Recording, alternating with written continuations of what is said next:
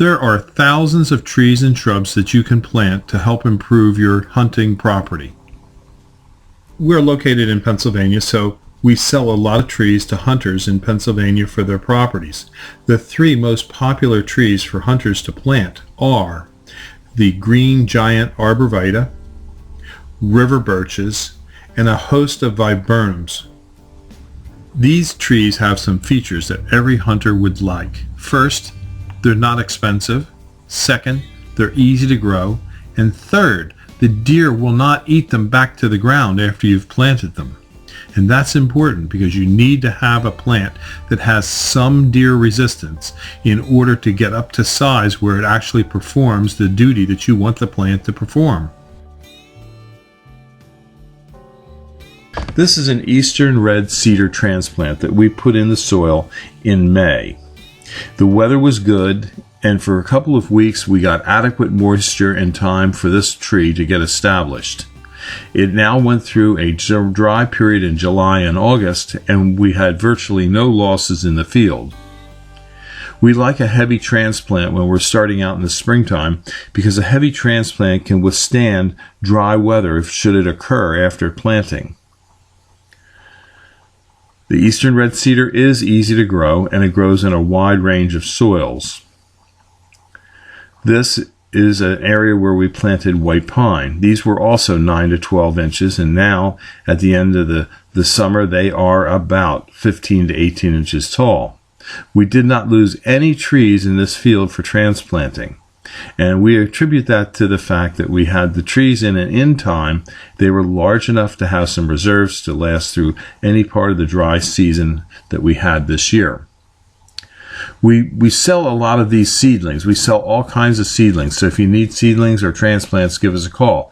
But we do not recommend seedlings be placed directly into the field or into your landscape. We like to grow seedlings in pots and grow them up. And after they're grown up, then they make great candidates for being put out into the field.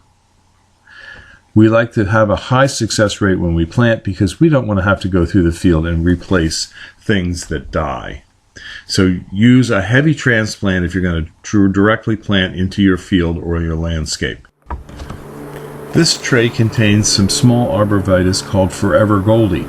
They are well developed upstairs, but the root system wasn't well developed, so we decided we would just take these and grow these out in 1-gallon pots and so that we could get a better root system on them before we put them out into the field. It may take a little longer to get the trees into the field, but a better established tree that you plant in the field will perform better than a weak tree that's stressed out on initial planting. These are green giants that we grew from small cuttings. We grew these in pots, and now they're about 2 to 3 foot tall, and we're going to plant these out into the field with our tree planter. Our tree planter can plant, if all conditions are good, between 3 to 4,000 trees in a day with a 4-man crew. The planter puts them in a nice long straight row, which makes the mowing and care for the trees easy. We will have to go over these trees as some of them will need to be tamped into the ground and some will need to be staked. We sell arborvitaes in seedlings, rooted cuttings, small pots such as these 2 to 3 foot high. We sell them all the way up to 18 to 20 foot tall. We are located in Fountainville, PA, near Doylestown. This is an example of how we're straightening some of the trees and tamping them in. This is a necessary part of growing these trees, is get them a good straight start in life.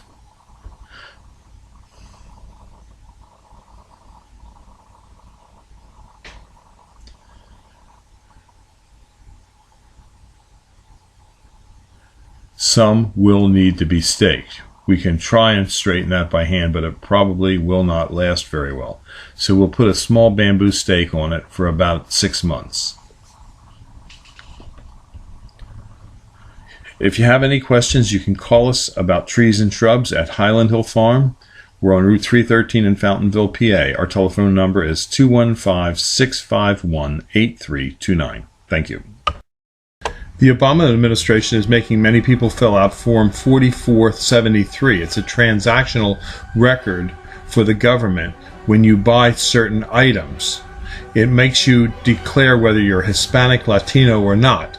And then you must check whether you're also Asian, Indian, Black, Pacific Islander, or white.